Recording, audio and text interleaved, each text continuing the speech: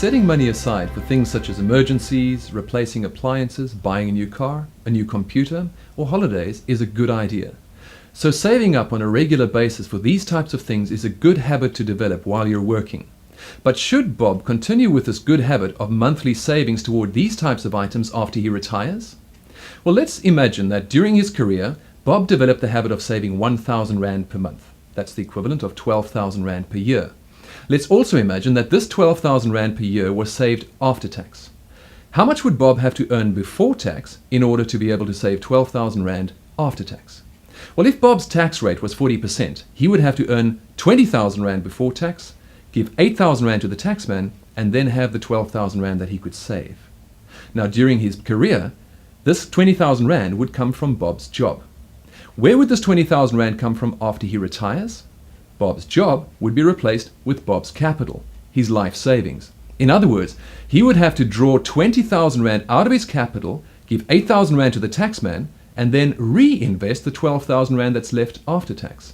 He would be shuffling 20,000 Rand from one section of his portfolio to another section of his portfolio and losing 8,000 Rand to the taxman in the process.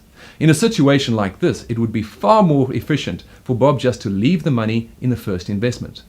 A more effective method would be to draw 12,000 Rand out of his lump sums as he retires. This could then be set aside into something like a money market account, and it'll then be available for these types of purchases when he needs it.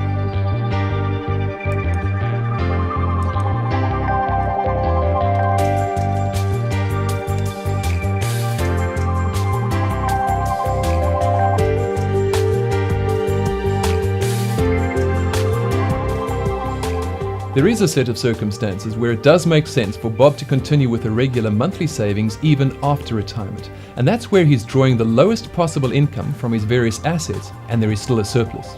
Now that might happen, for example, if he goes back to work, full-time, part-time, or on contract, or if he has a conventional type pension from a life assurance company that's paying him more income than he needs.